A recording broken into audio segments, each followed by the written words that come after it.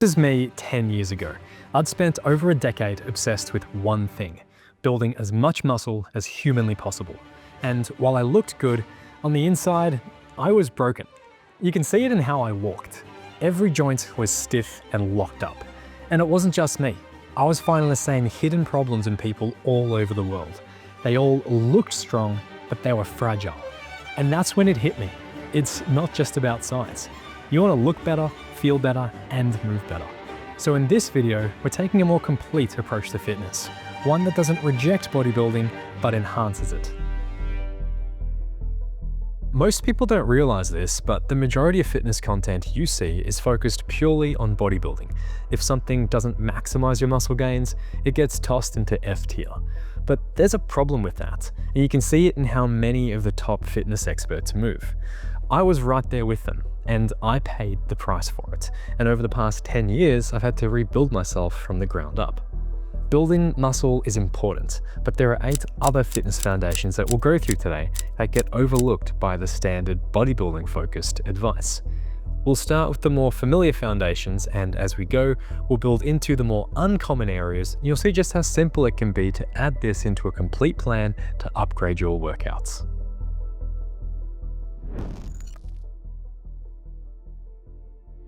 The truth is, you don't have to choose between getting jacked and effortless, pain-free movement.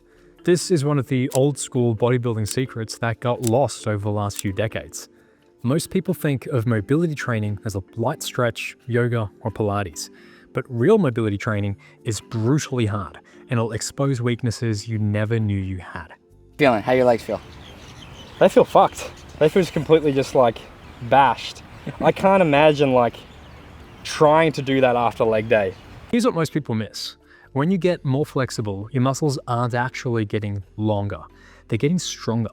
And when you get stronger, your brain stops blocking you from reaching deeper ranges of motion and dynamic fluid movement. Bodybuilding is a great foundation for this. If you got tight hamstrings, do some stiff leg deadlifts, and over time, add a deficit to it. If you got tight hips, do some Bulgarian split squats, and over time, add a deficit to it. I guarantee you'll get more mobile from doing this. But these exercises still miss so many positions your body needs to go through. Over time, these neglected positions get weak and unstable, and your brain starts to restrict your access to them. That's why I was waddling. I could squat deep with super heavy weights, but I only knew one position. Mobility training expands your movement vocabulary and builds uncommon strength. For example, a long stance lunge or the horse stance squat targets your hip flexors, hamstrings, inner thighs, and deep hip muscles. A hip airplane and the 90-90 isolates rotation at the hips. And a windmill or Turkish get-up build full body strength and stability as you twist, bend, and rotate. It can look a little complicated or quirky, but you only need 3 core mobility training methods to build total body strength, stability, and even muscle. Here's how I do it in my hybrid bodybuilding workouts. First is the flow. This will get you moving more freely and reduce your injury risk. Use a dynamic movement drill at the start of your workouts to explore the muscles and ranges you want to train that day. 1 or 2 sets of 20 to 30 reps is all you need. Next is the active hold. This will give you the most bang for your buck for strength, stability, and even muscle growth. Pick an exercise that puts your muscles into a stretch whilst flexing your muscles. So here in the long lunge, I'm not just in a deep stretch. What you can't see is I'm trying to pull my front heel and back toe down and in towards my center line to flex my hamstrings and hip flexors. Good closed hip angle. There you go. That's not nice. And you're squeezing already, right? Yeah, Good. I don't know. It's just keep pushing that heel down. Man. There you go. I think I'm hallucinating right now. You might be. Quick warning, the active hold is tough. You will get sore from this, so you can't do it too often. I do 4 to 6 sets of 30 seconds per week. Usually that's 2 or 3 sets twice per week. Last is a passive hold. This teaches your brain to relax in the position so you can access those ranges in active holds and regular lifting.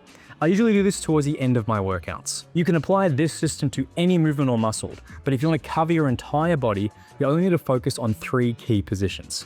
These are the big 3 of mobility: the middle splits, the front splits, and the back bend. Even if you never master these exercises, simply working on them will get you training all the positions you've been neglecting for years. For example, the back bend isn't just a spine movement, you're working your chest, biceps, upper back, and triceps. And while it looks extreme, you can work your way up to it. just like any other style of effective training. Don't forget, just like you try to increase the weight or reps on a biceps curl, you want to progress your mobility training, whether it's weight, range of motion, or simply feeling better in your movements.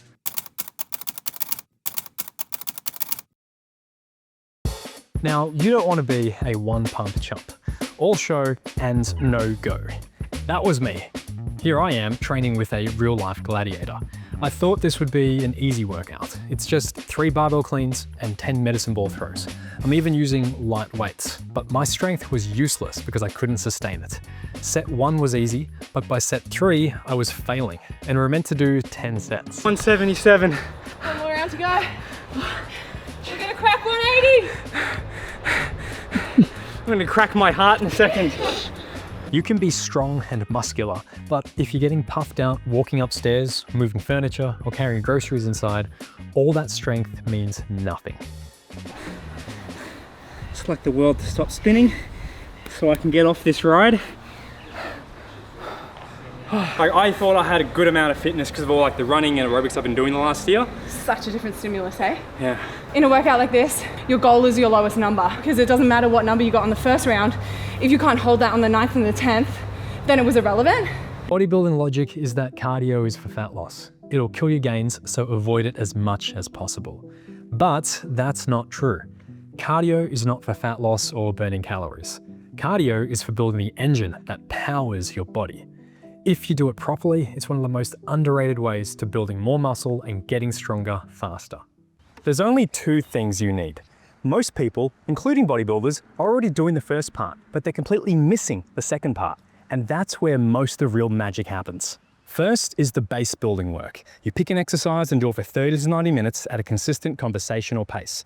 As you get fitter, you'll be able to go harder and cover more distance at what feels like the same easy pace. Do this 1 to 3 times per week. The second part is what most people are missing. This is where you do short bursts of moderate to high intensity work for multiple sets.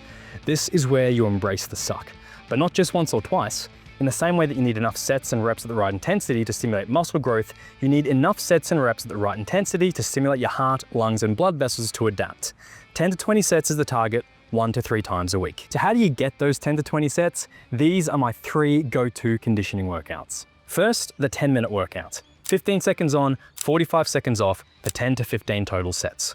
This lets you push closer to your absolute max. Next, there's a 20-minute workout. 1 minute on, 1 minute off for 10 total sets. This forces your body to recover faster between sets. Then there's a 30-minute workout, Norwegian 4x4.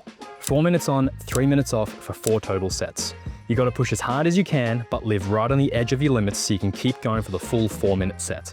This one sucks. Cardio equipment or running works really well here, but this is also a good opportunity to use full body exercises, medicine balls, sandbags, and even barbell movements for variety and to train more than just your legs. For example, more recently, my 20-minute workout has been 20 alternating kettlebell swings or snatches in about 30 seconds, followed by 30 seconds of Zercher step-ups. Then I take a minute break and repeat for 10 sets. Now this is where most people stop, because you're strong, you can move well, and you've built your engine. But none of that prepared me for what happened next. All right, ready? Deep breaths. 1, 2, 3, and poke. Oh, it's not too bad. We are in Toronto, in Canada, and I am 99% sure I've torn my pec. So as we were warming up on the bench press, things were feeling pretty good overall, and just out of nowhere, I felt this ripping sensation across my chest as I was warming up. I thought, that doesn't feel too good whatsoever. This really sucked. To be honest with you, I felt like a bit of a fraud. I was literally on tour teaching coaches, exercise scientists, and physical therapists about how to move well, get stronger, build muscle, improve the cardio, and I got injured because I was still missing something. It wasn't strength because I wasn't maxing out, it wasn't poor technique, and it wasn't a mobility issue or my cardiovascular endurance. It was something else. The biggest challenge over the last 10 years has been creating a usable system that's not just fun and motivating, but actually works. It's got to be progressive and cover all your bases, but also fit into a busy lifestyle and not burn you out. I thought I figured it out, but it wasn't perfect. So the last few years, I've been testing. Thousands of people have been going through my hybrid bodybuilding workouts with me, and the newest hybrid bodybuilding program has just launched over at hybridbodybuilding.com.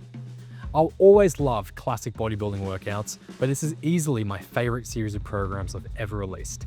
Because after learning from so many athletes and coaches outside of the mainstream fitness bubble, I found my body was craving.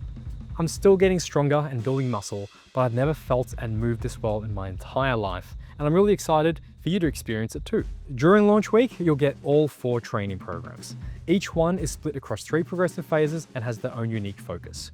After launch week, you'll still be able to get each plan, but you have to buy them separately. Anyway, I'll leave a link in the description box below if you want to go check it out.